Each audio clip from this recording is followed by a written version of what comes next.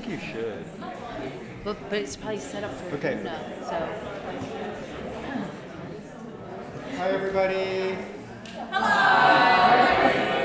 Lucy's going to say something. Byron and I would like to welcome you all to the fourth lecture in the the Ethics of Color lecture series. Tonight we're really fortunate to have Aruna D'Souza with us. Before we begin, I wanted to just thank the Norfolk Foundation for making this possible and the Battell Arts Foundation for their support as well for community drawings and other amazing programs. So I forgot to say this last week, and for whomever makes it through the lecture and the questions, we would really love for everyone to join us at the Bright Yurt, which used to be called the Roundhouse, for a reception. So,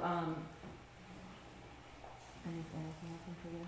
No, that was it. Okay, so I just wanted to, Aruna D'Souza writes about modern and contemporary art, intersectional feminisms, and how museums shape our views of each other and the world. Her most recent book, Whitewalling, Art, Race, and Protest in 3 acts, was named one of the best art books of 2018 by the New York Times. Whitewalling takes a critical look at 3 case studies of the American art scene, which ignited dialogue about how museums, curators, and artists wrestle with notions of free speech and censorship. The book focuses on the 2017 Whitney Biennial inclusion of a Dana Schutz painting of the lynch body of Emmett Till, an exhibition in 1979 and in 1969 at Artist Space, an exhibition in 1979 and 1969 at the Artist Space in the Metropolitan Museum of Art, respectively, to highlight what has changed, or more pointedly, how art institutions perpetuate entrenched inequality. Her work appears regularly in 4columns.org, where she is a member of the editorial advisory board, and has been published in the Wall Street Journal, CNN.com, Art News, Garage, Book Forum, MoMA's, Art in America, and Art Practical, among other places. She is currently editing 2 forthcoming volumes, Making It Modern, a Linda Nochlin reader, and Lorraine O'Grady, Writing in Space, 1973 to 2018. Tonight, Aruna will lecture on Lorraine O'Grady's artwork, which she is co-curating a retrospective of Lorraine's work at the Brooklyn Museum. So please give Aruna a warm welcome.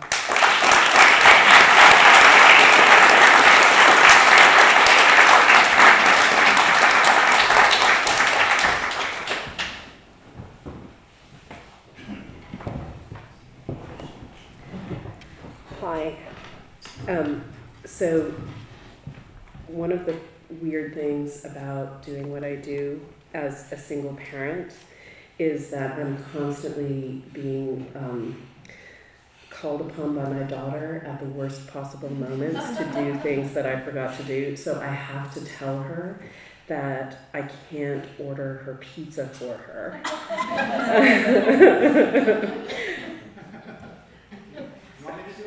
No. So just bear with me. Okay. She just got a text. I can't order your pizza. My talk is starting. Okay. So thank you for the lovely introduction, and thank you for the lovely invitation.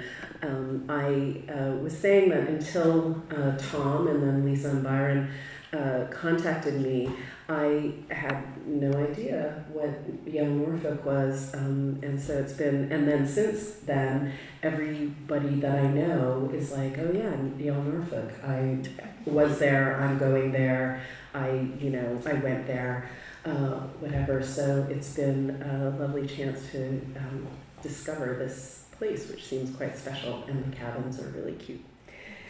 So thank you. I have been working for about a year now on 2 simultaneous projects about Lorraine O'Grady. One is a collection of her collected writings.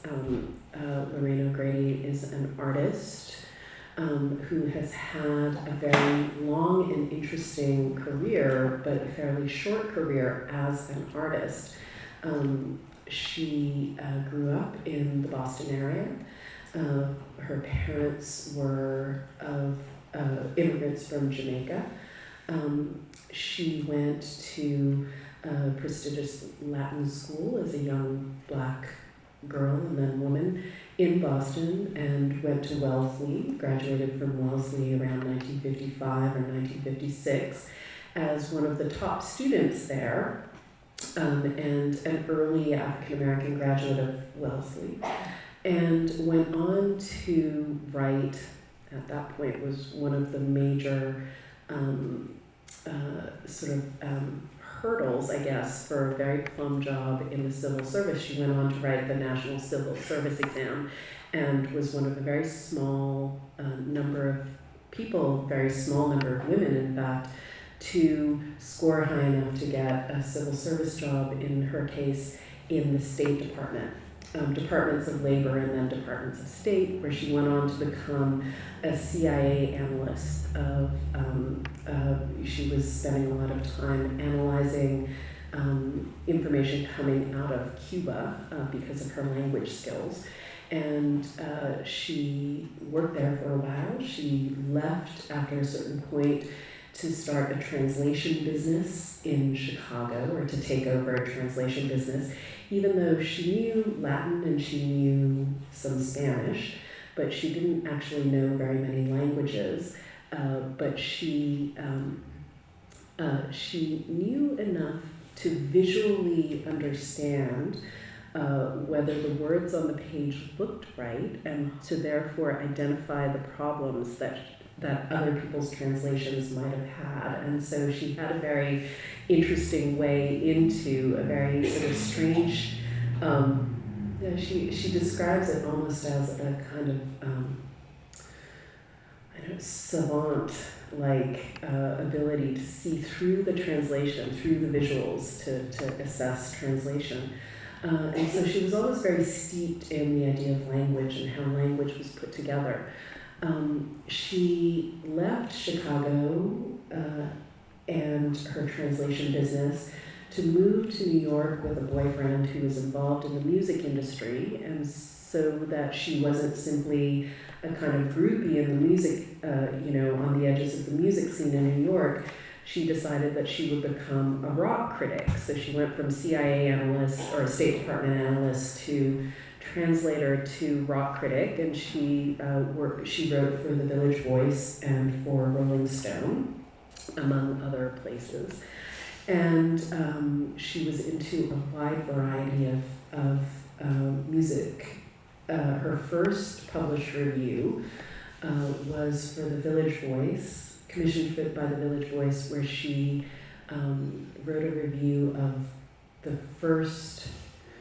one of Bruce Springsteen's first shows at CBGB's in New York in 1973, I think it was. And opening for for Bruce Springsteen was I'm having a brain stop. Bob Marley and the Wailers was who opened for him, and so it's a sort of great review of two people that I never thought would be on a ticket together. But anyway, but yeah, at CBGB's no less. So anyway, so this was all the sort of preface, in a certain sense, to her career as an artist, which really only began when she was about 45 years old. And it began after a sort of period of being on the edges of the art world.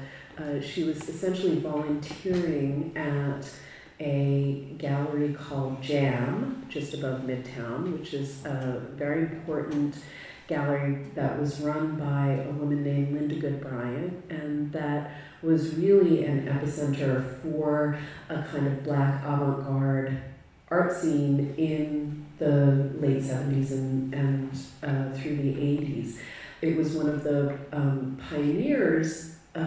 gallery pioneers in downtown New York, and Linda Good Bryant was a very important person on the gallery scene, although until fairly recently, the history of jam has almost been almost completely sort of written out of the art history of that moment. But at the time that she was involved in the gallery and eventually started showing there, the other people who were also showing there were people like David Hammons and Dawood Bey and Linda Good Bryant, not Linda Good Bryant, Senga Nagudi and Marion Hassinger. So some of the very important names from that era were all centered around this space. It was at this point that she began to think about what it would be to take her interest in language. Oh, I forgot to mention, she also, sometime in that earlier time frame, went to the Iowa Writers Workshop, so she got an MFA in writing, in creative writing. So to take her interest in language and start conceiving of a more expansive way of articulating her ideas, which she felt didn't suit the kind of linearity of writing anymore. And she wanted to think about what it would be like to write in space. So, the project that I'm going to talk about today is a project called the Black and White Show, which was an exhibition that she curated at Ken Kaleba Gallery, which was, as you see, 214 East 2nd Street at Avenue B, and it took place in April and May 1983. Ken Kaleba Gallery was an important East Village gallery that was founded by Joe Overstreet, who just passed away this week, actually. The artist Joe Overstreet and Corrine Jennings founded this gallery on in the East Village, and they suddenly had an opening in their schedule, and so Lorraine O'Grady decided that she would do what she thought of as actually a part of her performance art work, which was to curate a show in conceptual terms, right? So this show was the Black and White Show, and it was to consist of, and you might get a sense of it in even the design of the invitation card, it was going to consist of a number of artists, half of them Black, half of them white, and they would be limited in their contributions to works that were solely Black and white. So I want to talk a little bit about her thinking about the show, about the way in which it fit into her larger practice as an artist. So when Lorraine O'Grady decided to become an artist, she her first sort of major and I think mature body of work is something that she calls the Mademoiselle Bourgeoise Noire Project, which consists of 3 separate performances, the most famous of which is Mademoiselle Bourgeoise Noire. That was a performance that she did on multiple occasions between 1980 and 1983. Now, O'Grady said that, she had grown up in relative privilege. She had gone to fancy schools and she had gotten great educations, and she had managed to surpass or exceed any obstacle that was put in her way, any test, by whatever objective standards were set up, she managed to exceed. And she got to the art world and she felt like a fish out of water, because she said, this was the first time that I had been in a space where that was as segregated as the art world. Now, I find this so striking, right? Here's a woman who grew up in Boston, which is not unsegregated, as anyone who knows Boston will know. She went to a number of, she went to all predominantly white educational institutions. She lived in, 1940s and 1950s US, and she said that the most segregated place that I had ever experienced was the art world. And this was hit her, especially working at just above Midtown, because of the way in which, despite the fact that she recognized that the work that was happening at just above Midtown was some of the best artwork that was going on, that there was no way of getting a foothold, no way of getting attention, that what was happening in the Black art world might as well have been entirely invisible to what was happening in the white art world in New York, and forget talking about any other kinds of art worlds. And so she, this Mademoiselle Bourgeoise Noire project was conceived by her as a way of highlighting the segregated nature of the art world through a series of interventions. The first one was a very direct one, which involved her creating a ball gown out of, as you can see, it's white gloves, 180 pairs of white, fancy lady gloves, high society gloves, and a cape as well that you can see wrapped around her neck, and using this costume to for a persona that she created named Mademoiselle Bourgeoise Noire, who was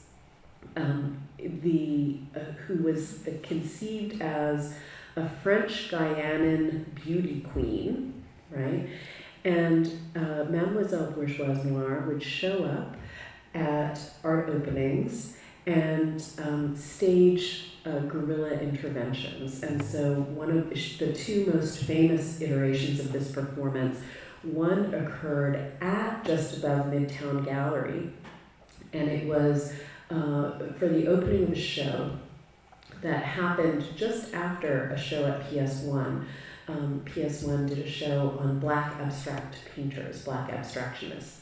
And her performance at just above Midtown involved her going in, dressed in this gown, and for her the gloves represented the kind of internal racism, the internalized racism of trying to conform to standards of polite white society, hence the gloves, as well as a signal of external racism, and that was the form of a cat-o'-nine-tails whip, which she described as the whip that made plantations move, right? So this sign of external oppression as well as the kind of internalized oppression that she experienced as a Black woman.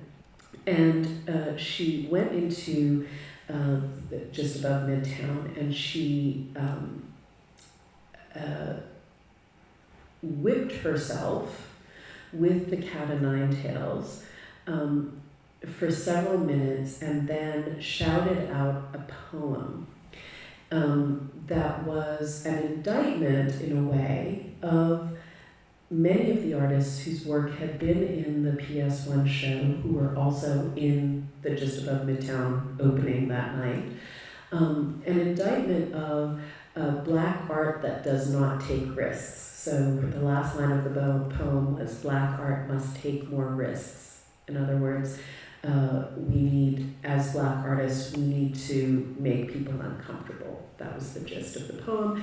The second, one of the other very famous iterations of this performance occurred at the New Museum on the occasion of another opening, and this was an opening of a show called the Persona Show, and it consisted of artists who had created persona, artistic persona in performance and photography. And it was 9 artists, and all of them were white, right? So no Adrian Piper, for example, certainly no Lorraine O'Grady, no artists other than white artists. And she went into that space, did the same performance, but the poem that she shouted out was different. And the poem ended with the line, now is the time for an invasion, right? And so for her, this was very much kind of setting the terms of what her work at this point was going to be, which was going to try and analyze this idea of a segregated art world. And I just, there's the afterlife of the New Museum performance is so interesting because a few years ago, when the museum, or not a few years ago, just about 2 years ago, when the New Museum was celebrating its 40th anniversary, right? Its social media was full of moments of history, right? The New Museum's history and the important art exhibitions they'd shown there. And one day, their Instagram highlighted Lorraine O'Grady's performance, Mademoiselle Bourgeoise Noire, even though that performance was done not at the invitation of the New Museum, but to protest the New Museum, and despite the fact that in that 40 years she had never been asked to be in a single show at the New Museum, right? So I thought that was such a fascinating kind of commentary on the ways in which these sort of moments of protest get absorbed by the institution back into the institution and the institution's own history, and often in contradiction to the original sort of conditions of that protest. In any case, so that was the persona. This was the persona of Mademoiselle Bourgeoise Noire, and it was very much it was very much organized around the kind of conflicting emotions, the conflicting feeling of wanting to be included, but hating the conditions by which one could be included in a space. And so the performance very much played upon the sort of a deep contradiction in emotions.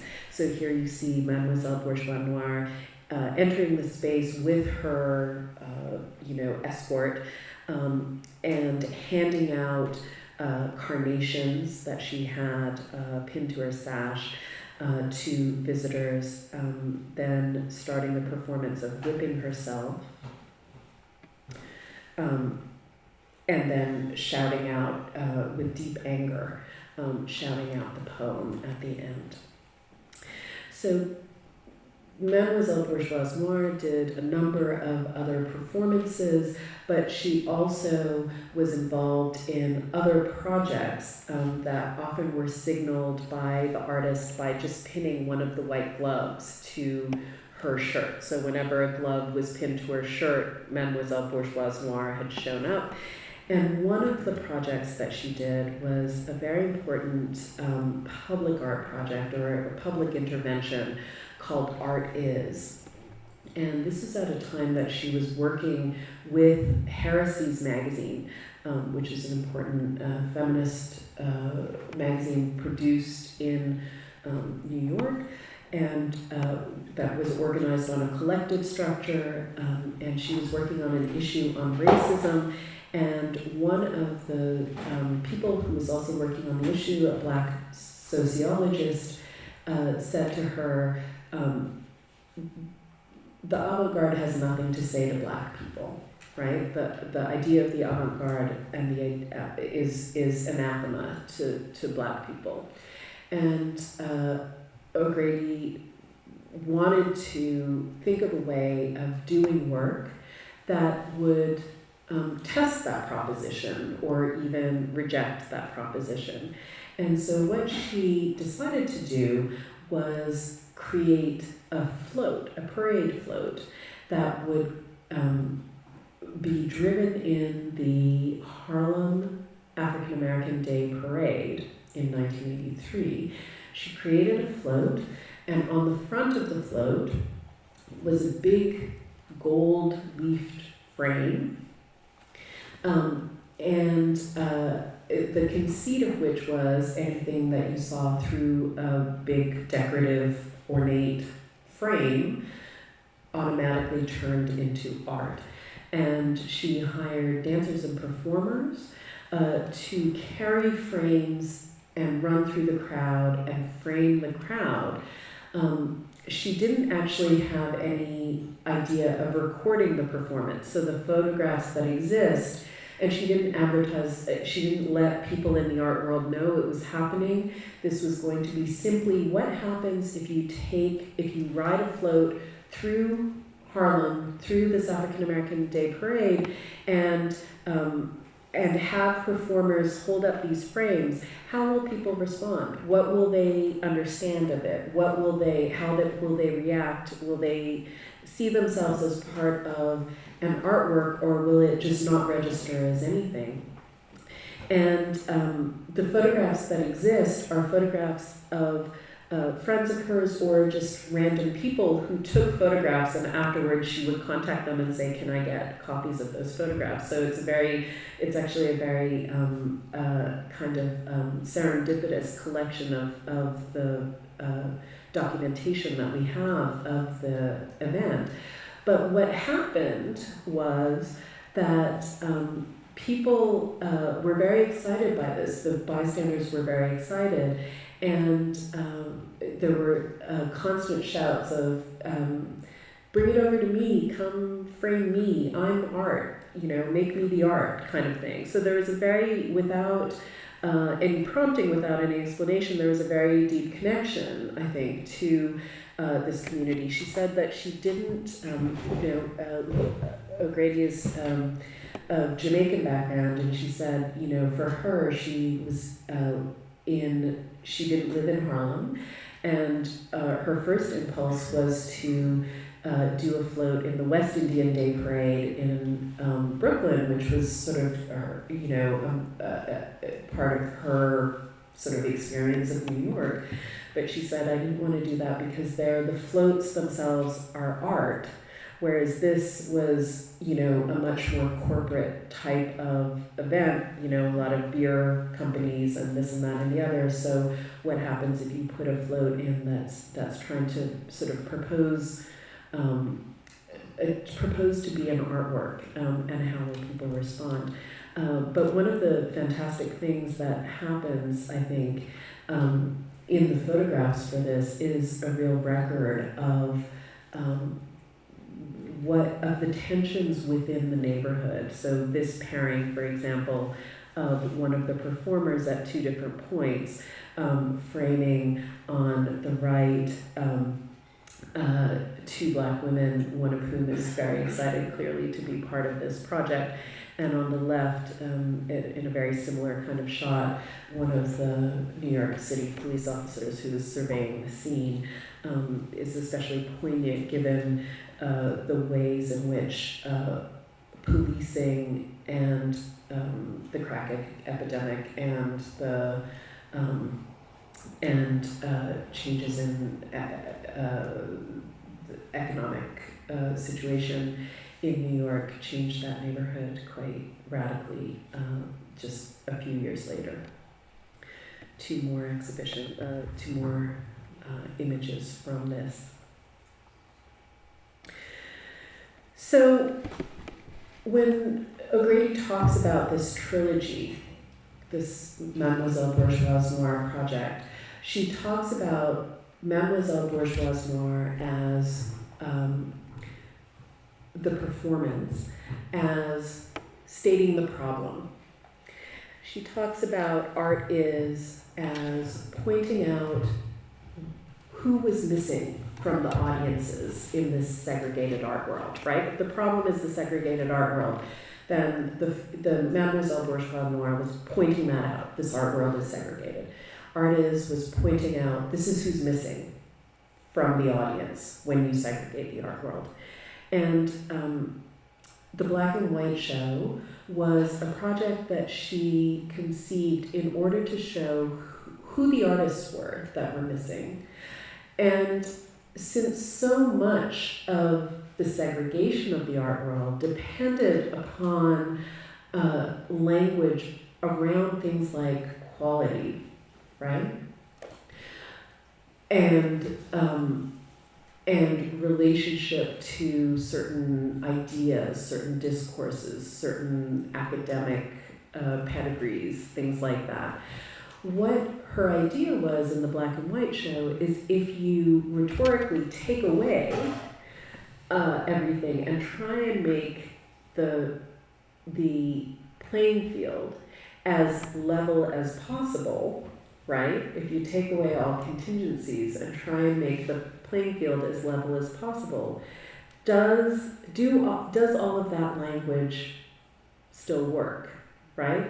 If everyone can only create a black and white work, if you have a show where black artists are present as equally in terms of numbers, in equal numbers to white artists, and not just there as isolated, tokenized figures, but there as part of a sufficiently dense community of visual practitioners, right? So that they're not outliers, right, in the exhibition, but they are there as part of a fully present kind of community. If you do this, does all of that language around quality, around relevance, around avant-gardeness, does all of that hold up, right? What happens, right? And so that was the premise behind the show. And so there were a number of artists there were a number of interesting artists in the show, and what became clear is that as an experiment, it was really interesting because it really did. When you look at the installation shots, you realize it just looks like a really great show, right?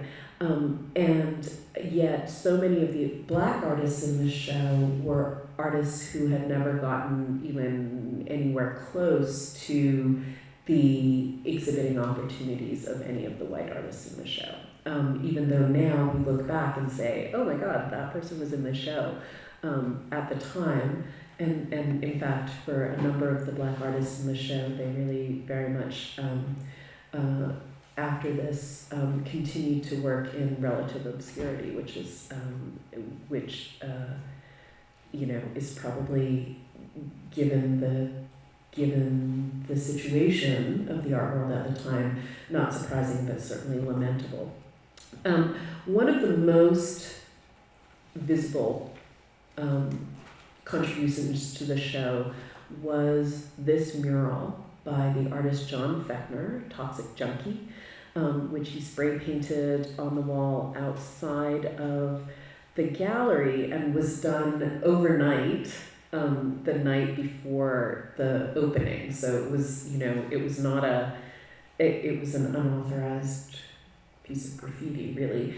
But what's interesting is this work in particular came very much to represent or stand for a certain moment in East Village cultural life, right? In the life of the East Village art scene of the 80s, and was reproduced widely, but almost never mentioning, and here's, for example, Walter Robinson article about the East Village art scene that occurred the next year, Art in America, summer 1984, which reproduces this John Fechner mural, but never mentions the Black and White Show or Ken Kaleba Gallery, the gallery at which the Black and White Show occurred. So the conditions for the creation of this mural were almost consistently erased, right? So the connection with this show, with Lorraine O'Grady, with Ken Kaleba Gallery, almost entirely erased from the record, even though the image itself became, so the image itself came to represent a narrative of a largely white East Village art scene, even though it was produced in the black East Village art scene, right, in those conditions.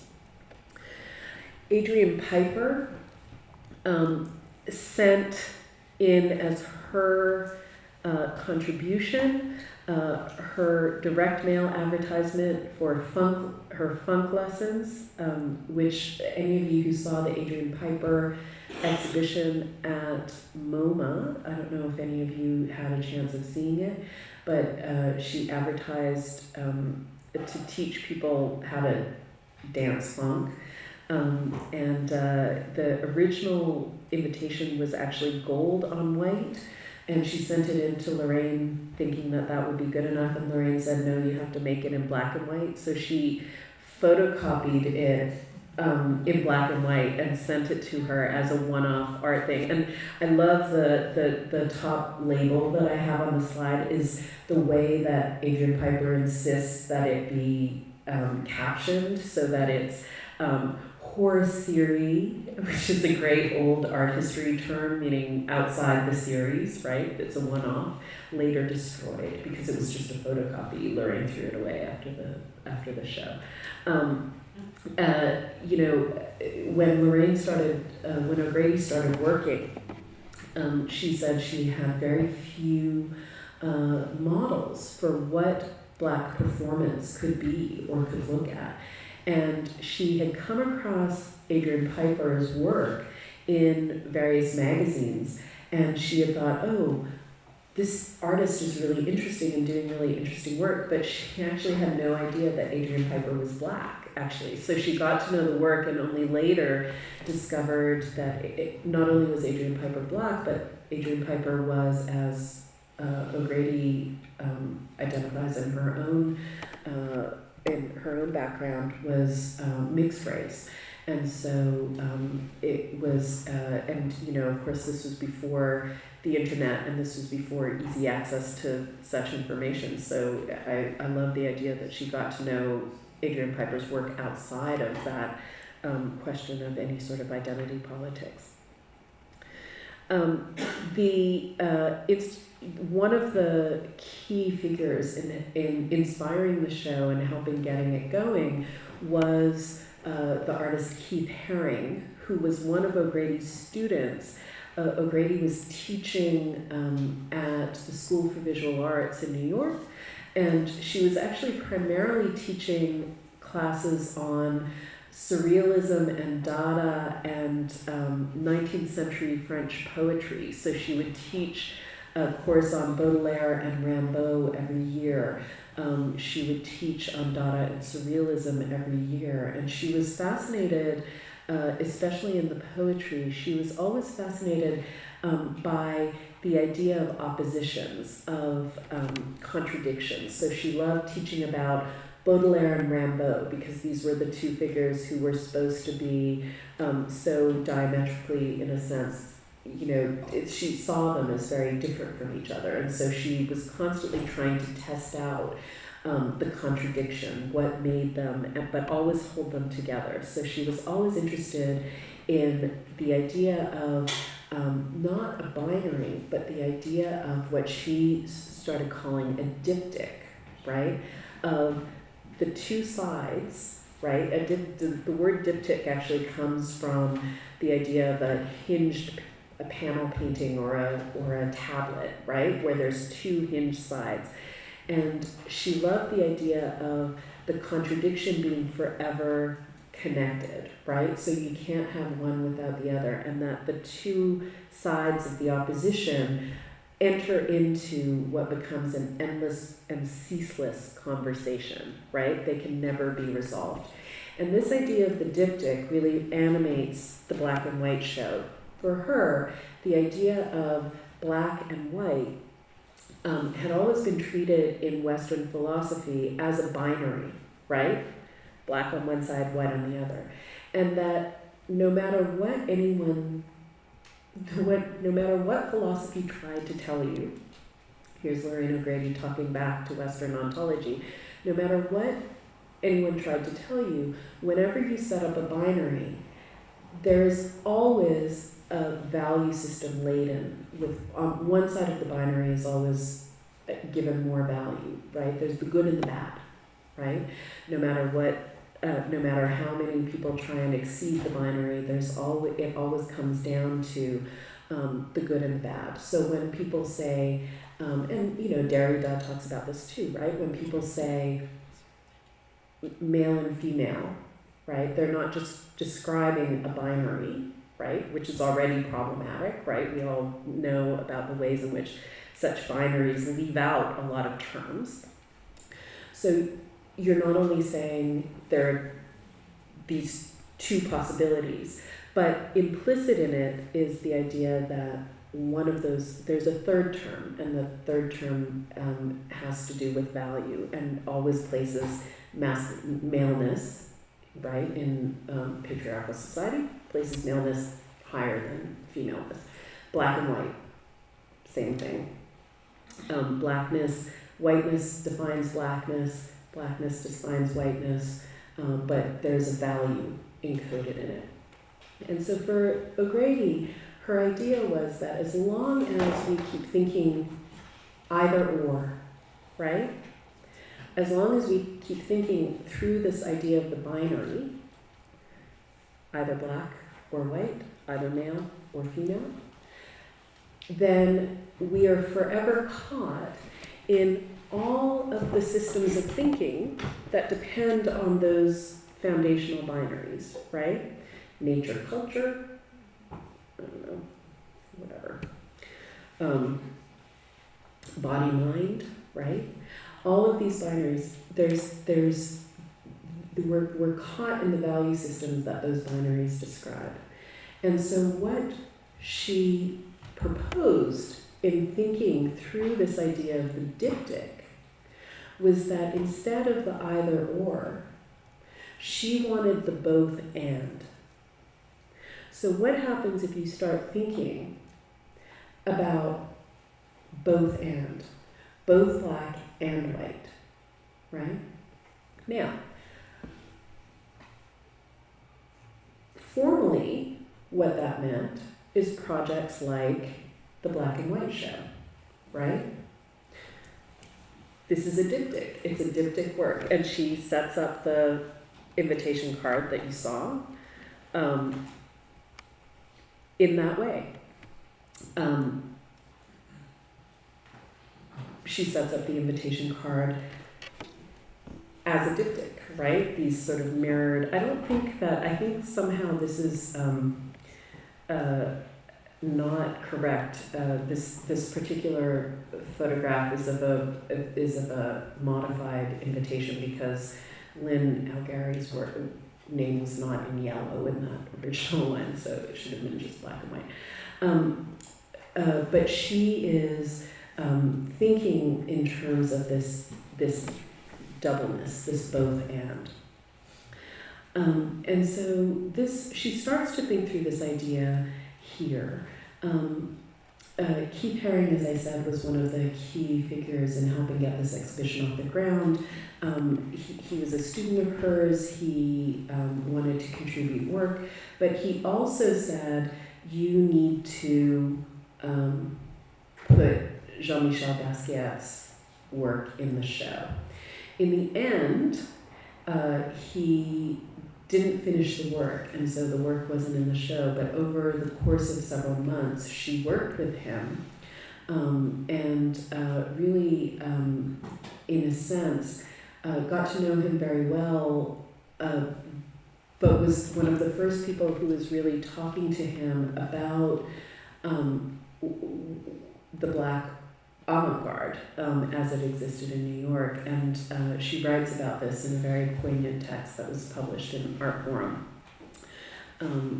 But Keith Haring you see on the back wall.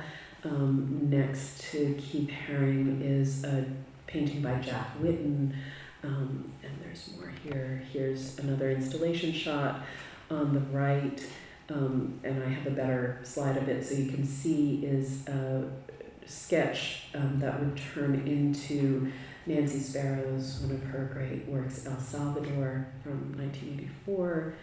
On the left, Gerald Jackson's Card Players. On the right, the Keith Haring.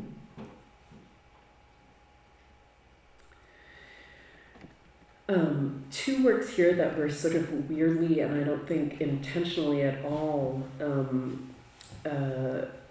meant to echo each other so wonderfully in formal terms. On the left, Randy Williams, between the white man and the land, there was thus interposed the shadow of the black man from 1983, which was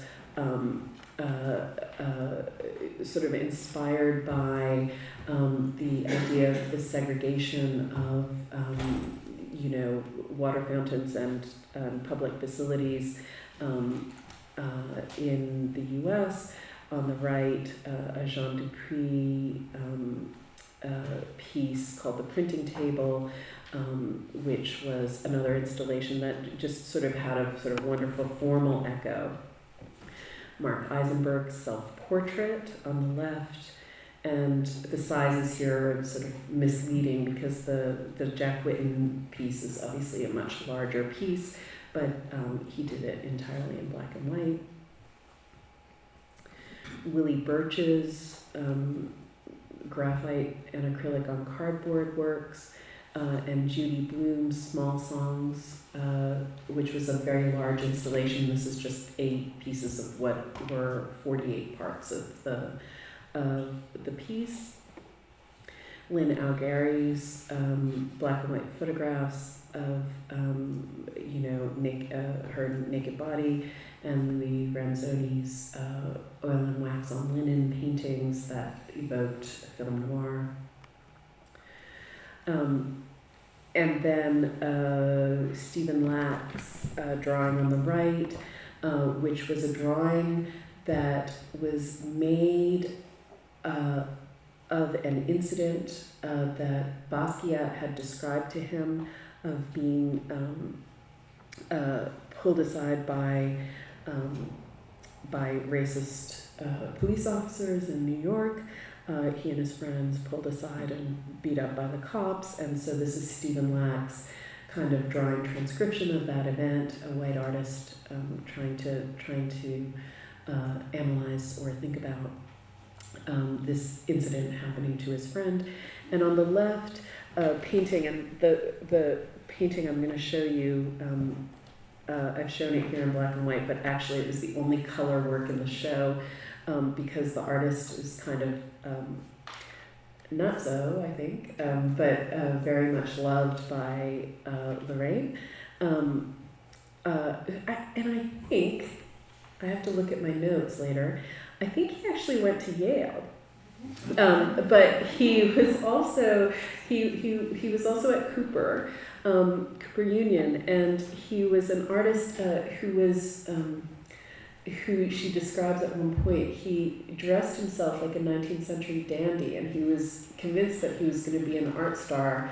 And she says, and then he discovered that the art world was racist, and that was the end of that. She decided, he was incapable of doing something that was just black and white, so she put his picture in color. Nancy Sparrow's sketch for El Salvador. So I want to sort of give you, because now I've introduced this idea of the idea of the diptych and the conceptual sort of basis for thinking through things in this both and way. And it was very much based, as I said, on her understanding that what drove misogyny, what drove white supremacy, both of those things, was a kind of philosophical basis of thinking either or, right? And the values that adhered to those terms. The idea that in an either or situation, one side always wins, right? And so what happens if you force the question of both and? And so much of Lorraine O'Grady's work is organized around this idea of both and very much motivated by her own sense, in a very personal sense, of her own both andness, which she understood as a kind of foundational condition she understands as a foundational condition of blackness, right? One of the ways in which the either or of black and white doesn't work is that blackness, for the most part, in the African diaspora in the U.S., is already also whiteness, right? Historically, very few African Americans, very few of any of us, frankly, are one thing, right? And certainly the history of enslavement and the kinds of violences that were visited upon Black people during that period and after, right, have meant that blackness as a concept is a concept, but that at the heart of blackness is also a kind of mixture or hybridity, right? And for her, the idea is not that somehow we're all just the same because we have the whiteness in us, right? That's not, she's not interested in some sort of kumbaya reconciliation of opposites, right? Like, you know, we're all just one person and we can all just get along, right? But what she's saying is that what she's interested in is the idea, and I should say that Adrian Piper, one of Adrian Piper's very important kind of statements, articulations, right, within the space of the art world, was her sort of pointing out that that almost every white American has some African American blood in them, right, because of the same history, right, these same sorts of histories, and so the idea of the idea for her was not a reconciliation, right, of opposites. It wasn't just so that we can all assume that we're all sort of one thing, we're all mixed and we're all like, you know, this or that, but that whiteness as a racial concept, blackness as a racial construct or concept, right, are constantly in conversation, right? One reinforces and defines the other constantly. And unless we are constantly aware of their simultaneity, right, of the fact that they both exist together, then we will never be able to understand the terms that will break down the kind of elevation of one and the devaluation of the other, right? If we think in terms of you're either black or white, we will never be able to think of whiteness and blackness, right? The both andness of those constructs, and therefore undo the valuation, devaluation, right? So for her, it was never about saying, for her, investigating her own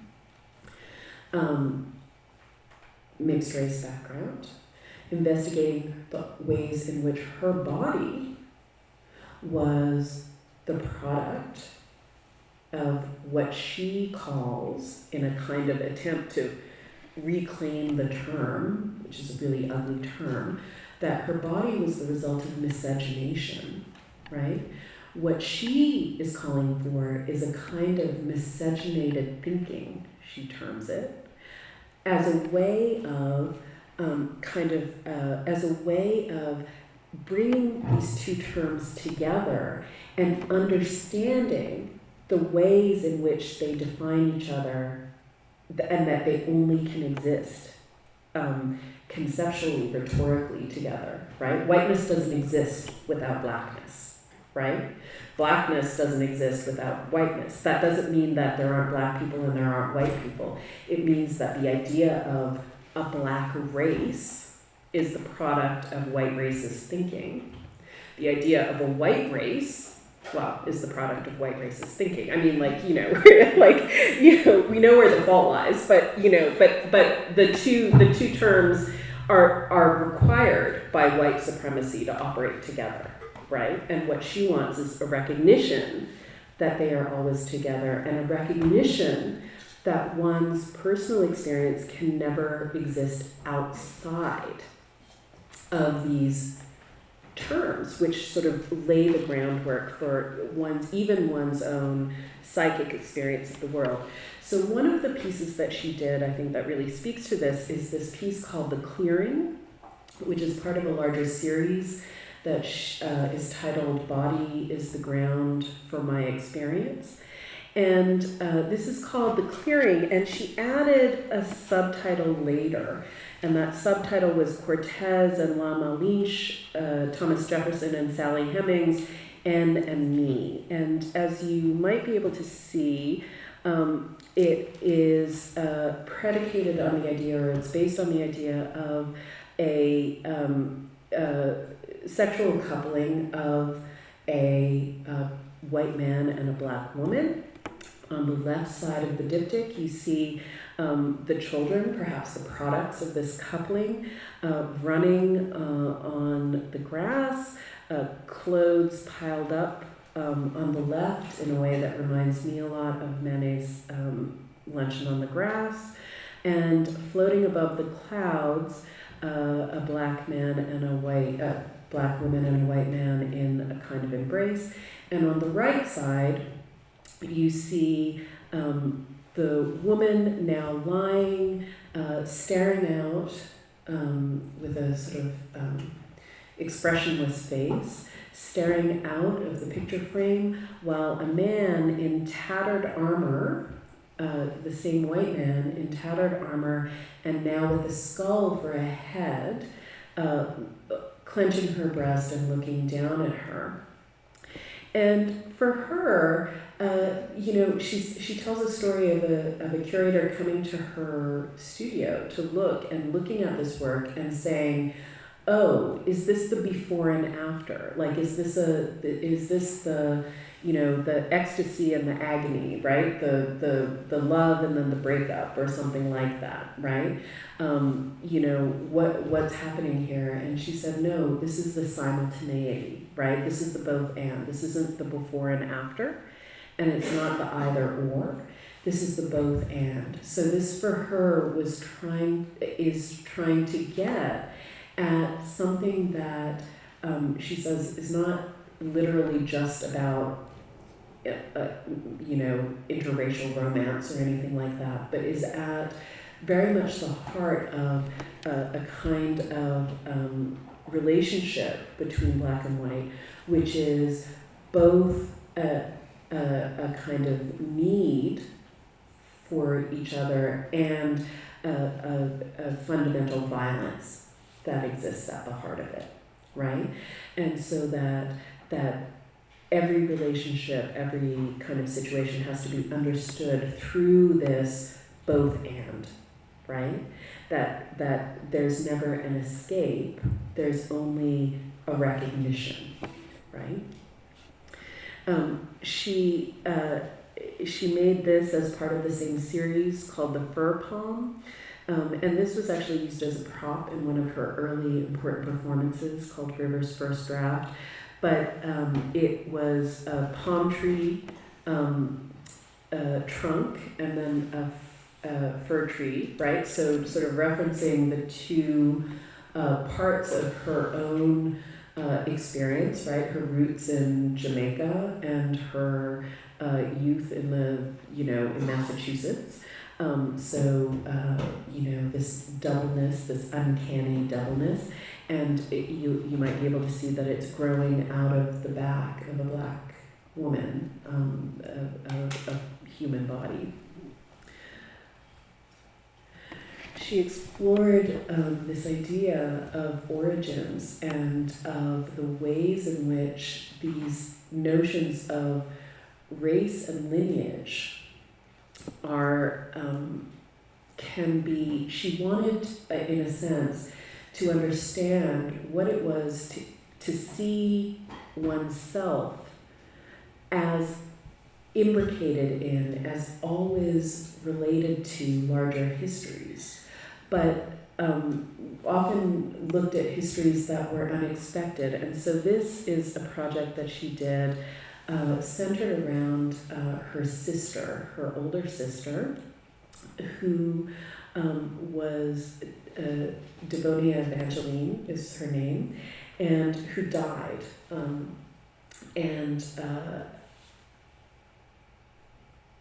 Lorraine talks about going to Egypt and looking at the artifacts in historical museums and recognizing in images of Queen Nefertiti, ancient Egyptian images of Queen Nefertiti, a resemblance with her sister. And so this project, Miscegenated Family Album, was, in a sense, a way of linking her own past, her own family heritage, to the ancient Egyptian historical accounts of Nefertiti's relationship with her own family and her sister. Now, O'Grady was estranged from her sister for many years until just before her sister died.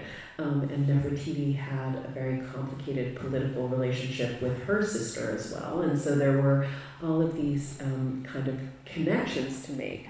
But O'Grady was doing this work starting in 1980 as a series of performances. And in 1980, the historical research around Egypt was still pretty primitive, let's say, in certain respects. And Egypt was understood to be, and often still is in classics departments, understood to be a kind of precursor to Western culture, right? Like when you take a traditional history of art course, right? You start with the pyramids, right? And then somehow you're in Greece, and then you're in Rome, and then you're in the European Middle Ages, right? Like that's the trajectory. Somehow you go from Egypt and you get to like uber whiteness, right?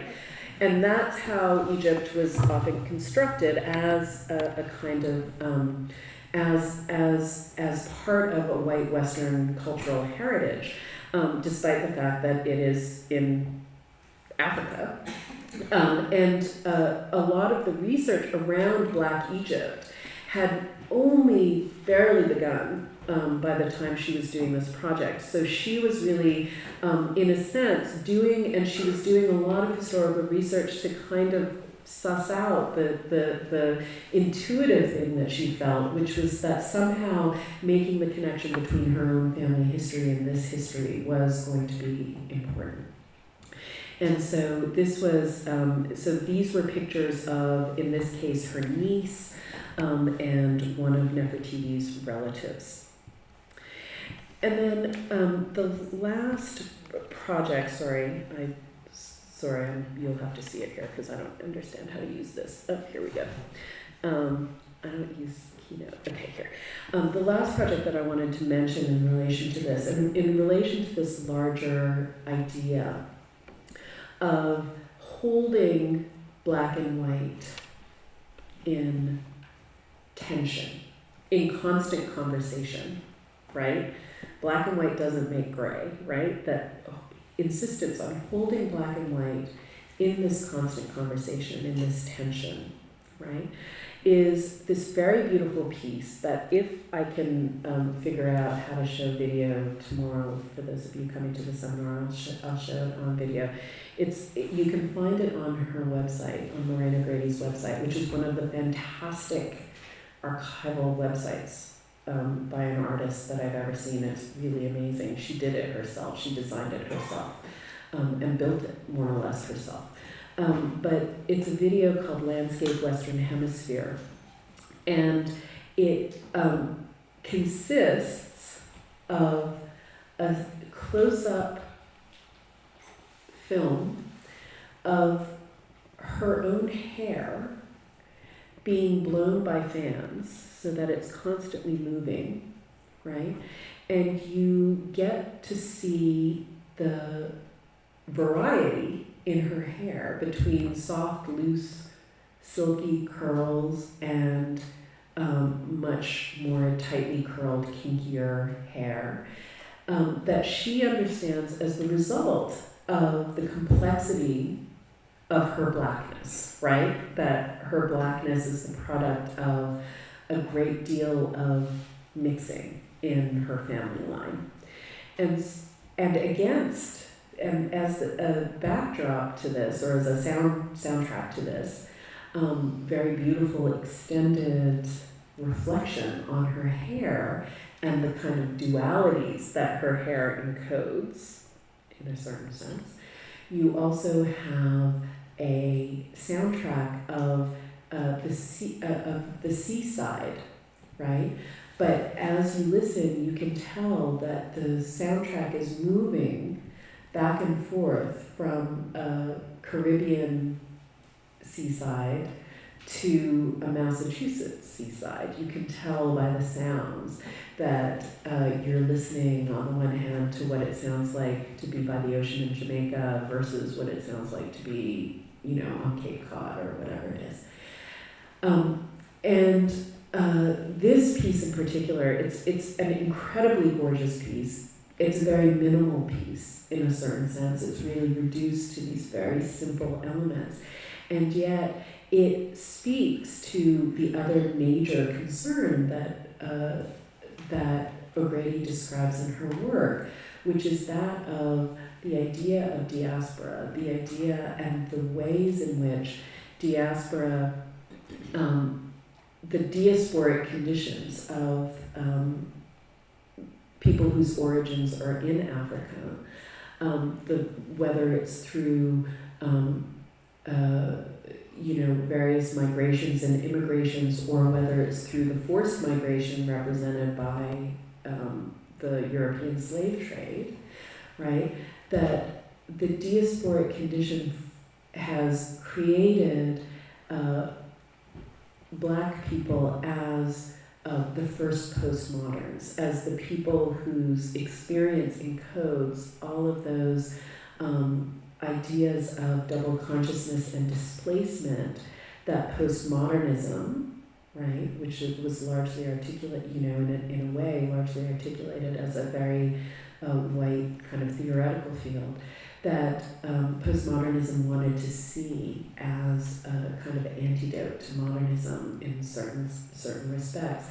And so her notion of diaspora is changing the locus, I think, of the modern condition and then the postmodern condition by understanding Blackness as the avant-garde, in a sense, of European and North American modernisms. So, I have gone on for quite a while, and you may have questions, so I'm going to end there, if that's all.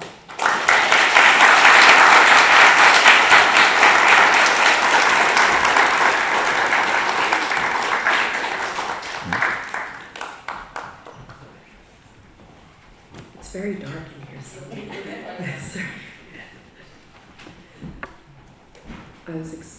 Thank you. Okay. I don't know if you usually do questions or anything after, but is it? Yeah, okay. So does anyone have any questions? Yes.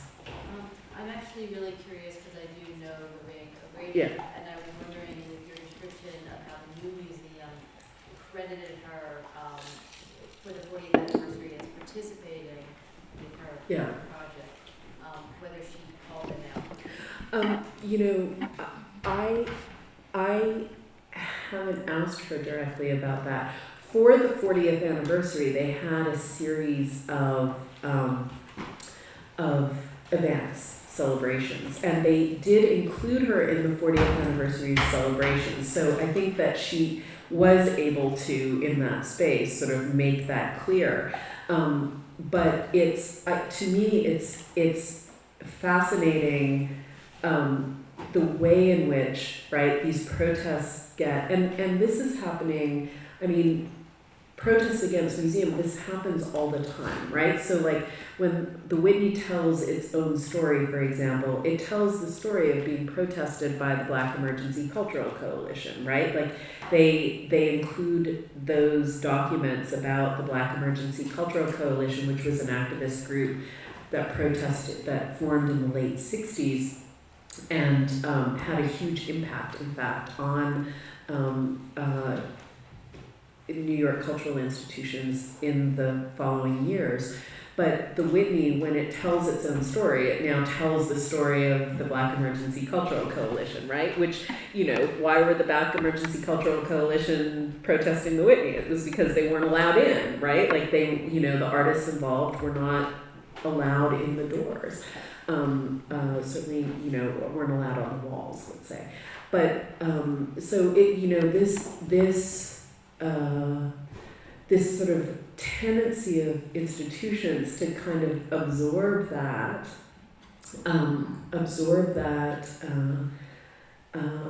history of protest and sort of see it as evidence of their own cultural relevance, right, as a platform for debate or whatever they want to call it, I find endlessly fascinating, right? Like, I'm a big proponent of reparations, but not just like reparations for slavery. It's like reparations for all of this shit that's been happening all this time. But like, I think that the new museum should be like, giving Lorraine O'Grady an artist fee for like putting up this picture of her protest on their social media. I think that, the heirs of Black Emergency Cultural Coalition people should be getting like yearly checks from the Whitney Museum for now being in all of their exhibitions about themselves, but anyway, yeah.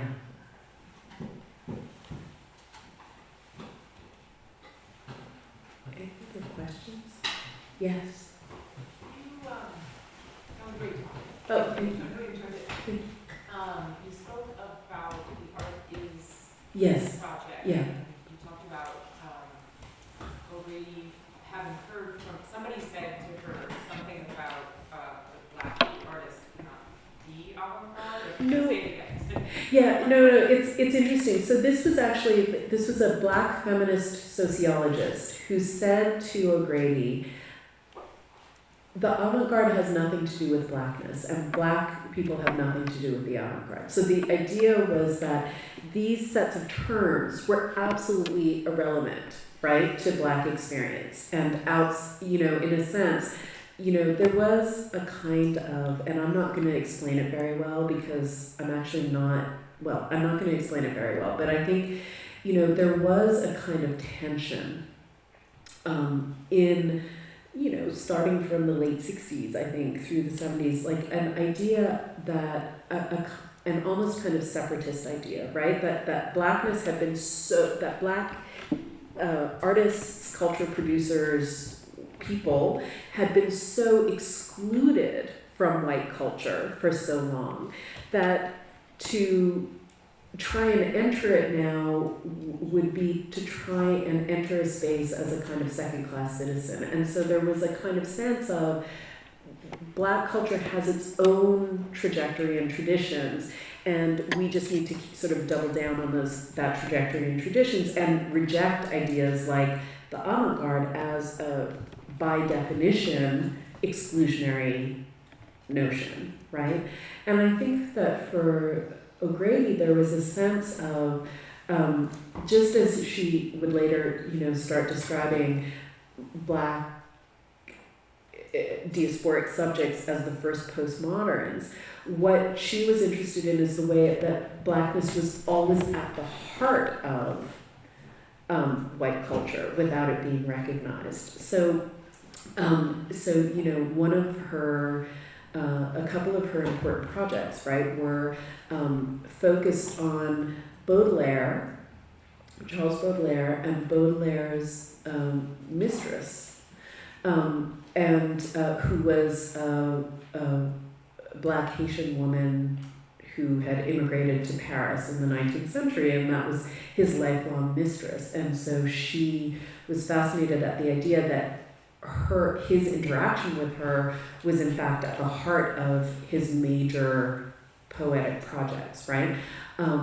She wrote a very important article in 1992, gave a paper at the CAA, and it was published shortly after, called Olympia's Maid, which was the first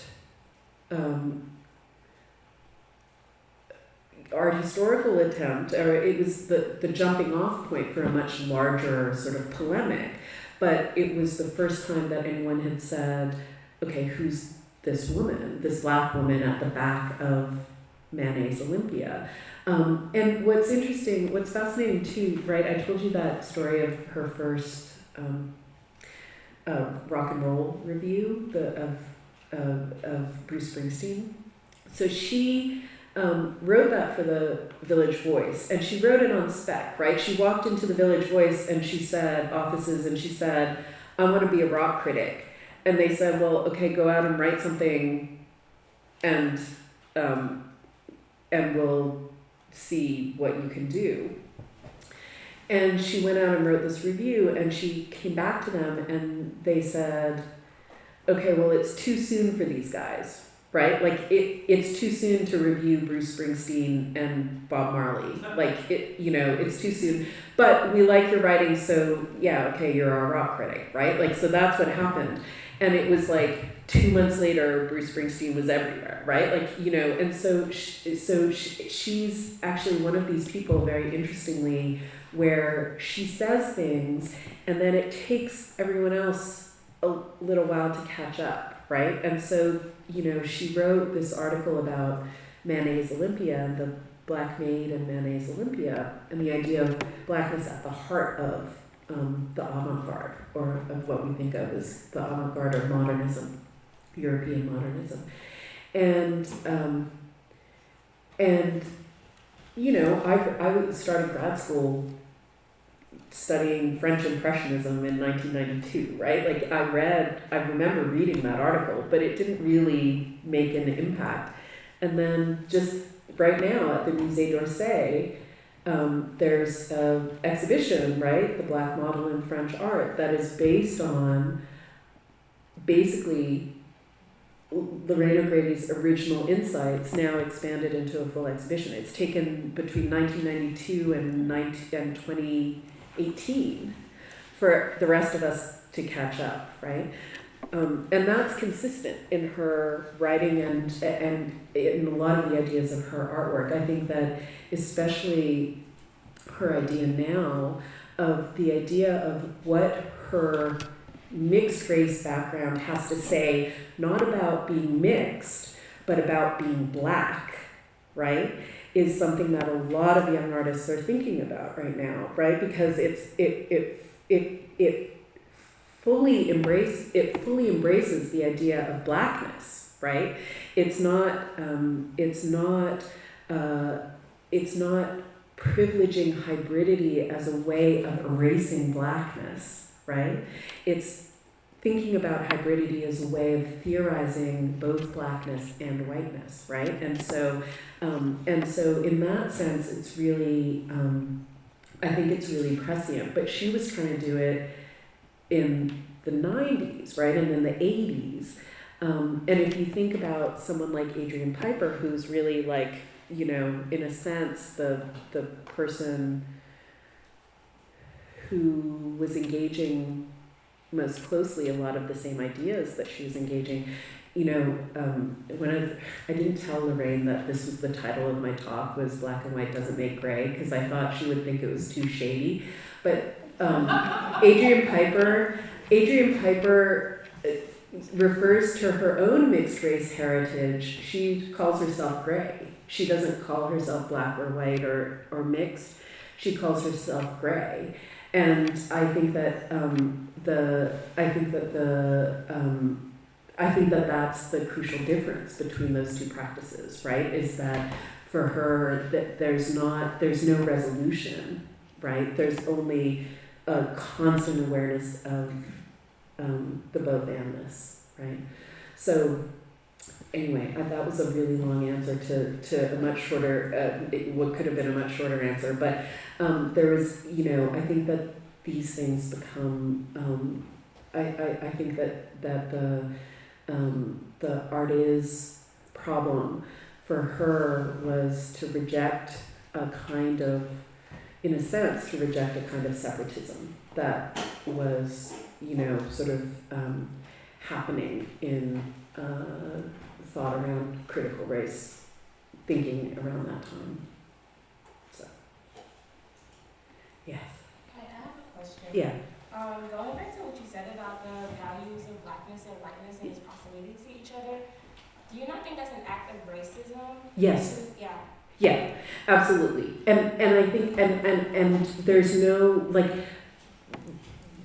blackness is a construct of white supremacy. Whiteness is a construct of white supremacy. Both of those things are constructs of white supremacy.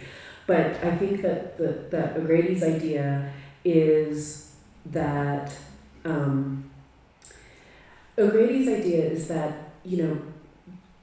she is a black woman and she has a kind of subjective experience, but she can only articulate that subjective experience, right, if she understands the historical psychic conditions through which this historical, cultural, economic, educational, psychic, everything conditions through which her subjectivity has been constructed, right? Because she experiences it through that construct.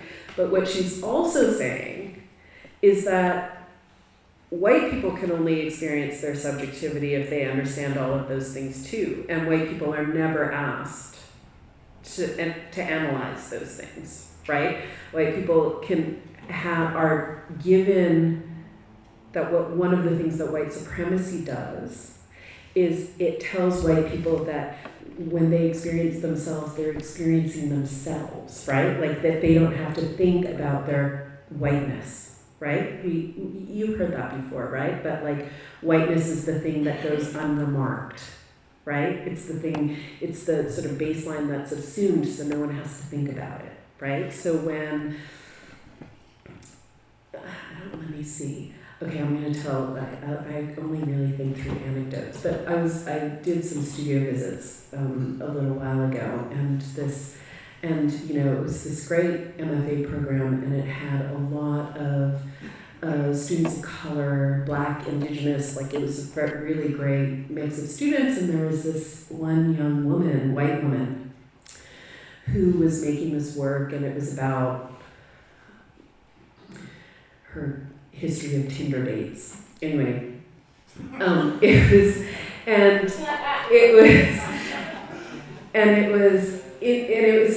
she was, and so she was doing this work, and she hadn't really worked it out, and there were a couple of photographs that she had taken that were actually kind of interesting because they kind of pointed out to me the whiteness of what she was talking about, right? And I was interested in that. And I said, these ones are pretty interesting because they really point out the ways in which the experience you're talking about is really a young white woman's experience, right? And she said, well, I get what you're saying, but I don't want to be that white woman who's complaining about her problems. And I was like, well, you are that white woman complaining about your problems.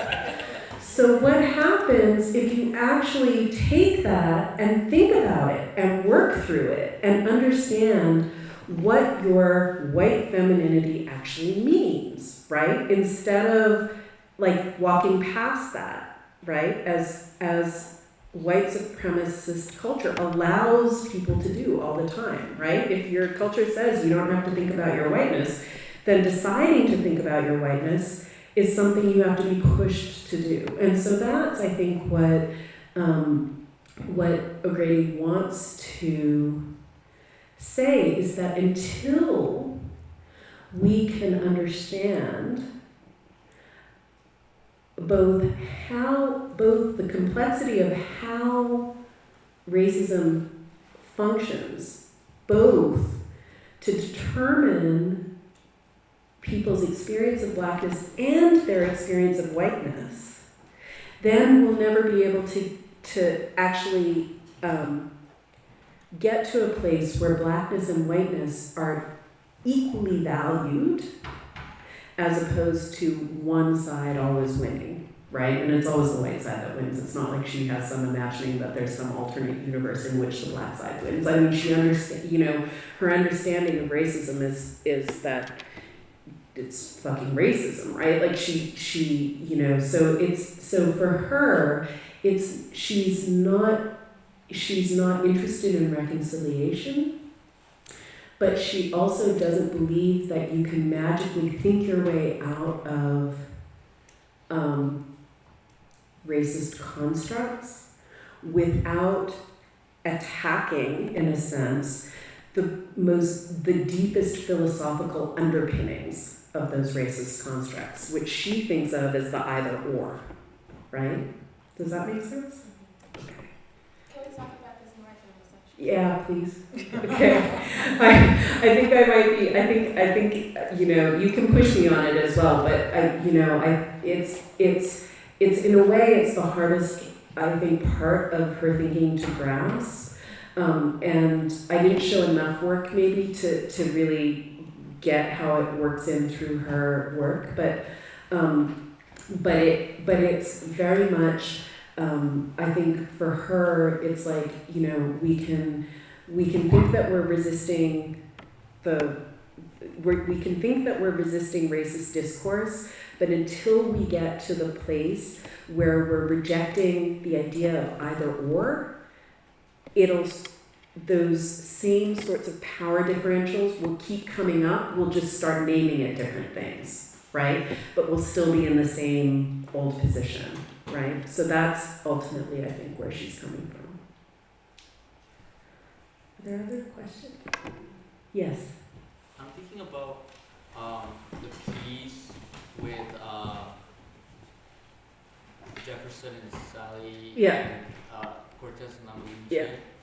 And I mean, to my understanding, Lamalinche is an indigenous woman, Mm-hmm. and I'm wondering if she considers this aspect, this like narrative, if Lauren ever talks about or considers like how bringing in an indigenous perspective to all this history complicates. So when Lorraine was making this work, she was the one place that she felt was really where people were really thinking through a lot of the ideas and a lot of the sort of critical race theory that she was interested in was this journal called Third Text, right, which was published out of England, and a lot of really very brilliant people were writing in it.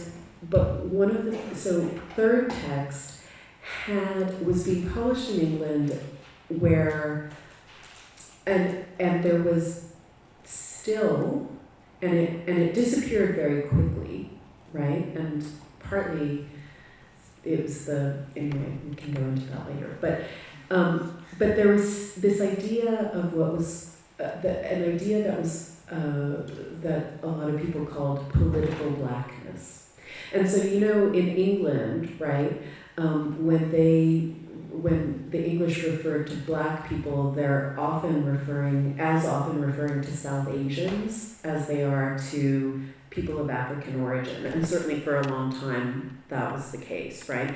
And because South Asia was such a big part of their empire, and was such a big focus of their racism that, so there was an idea of, and in the States, the analogous idea, which developed in the US, was that of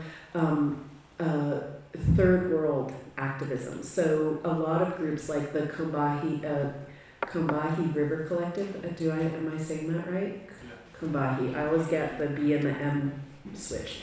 Combahee River Collective, which was, for those of you who don't know, they were a group including Barbara Smith and Audre Lorde, and actually Bill de Blasio's wife was part of the Combahee River Collective back then.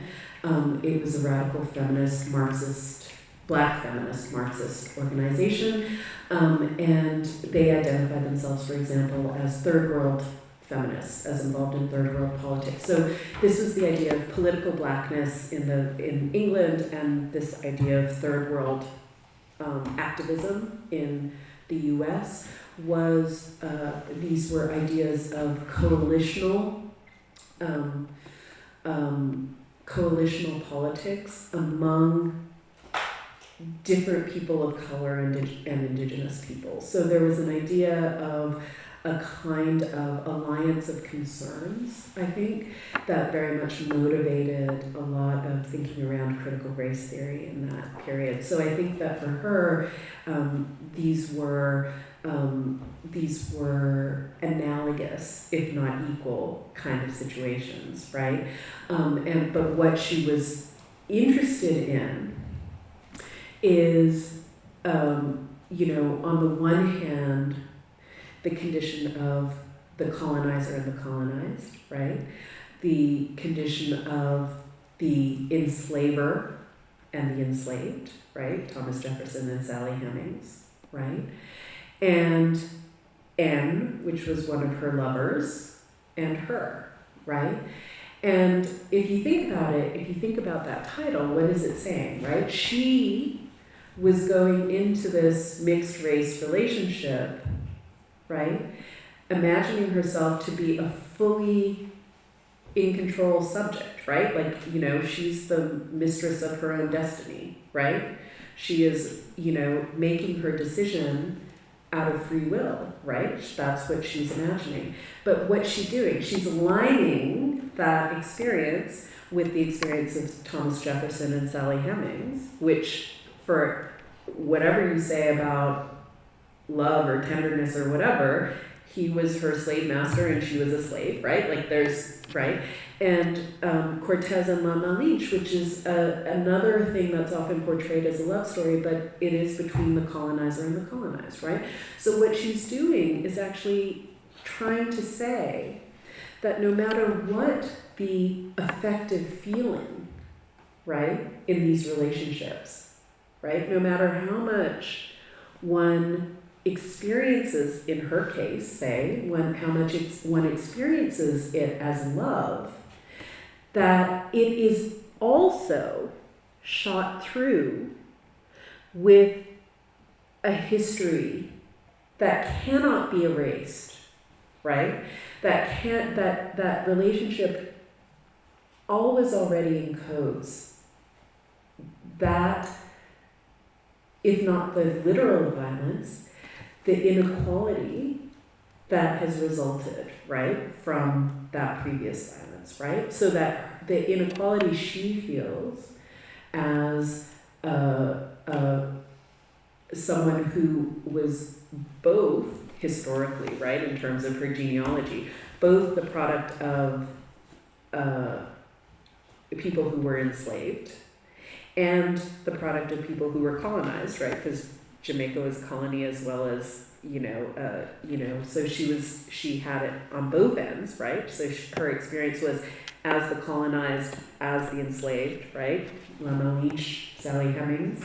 So that whatever the relationship was, whatever her relationship was, however much in love and however much ecstasy she experienced from it, that it also contained this, and that was the product of a set of historical circumstances that no matter how much she wanted to, as she would probably put it, fuck her way out of, still existed there, and that was something that had to be recognized, right? And that always has to be recognized. And so this, for her, is a reason for saying, like this is the argument against, against this idea that we can just, if we just love each other enough, we'll get over racism, right? Like, this is the argument against that, right? This is to say that every human emotion, right, our whole sense of self is still produced within these historical legacies, right? And within the whole philosophical system, the whole system of thought, our very language, everything, right? How we express ourselves, how we think ourselves. That that is also a product of that historical legacy. So we have to undo the thought, right? And how do you start? How do you undo the thought? Well, for her, it's attacking this either or.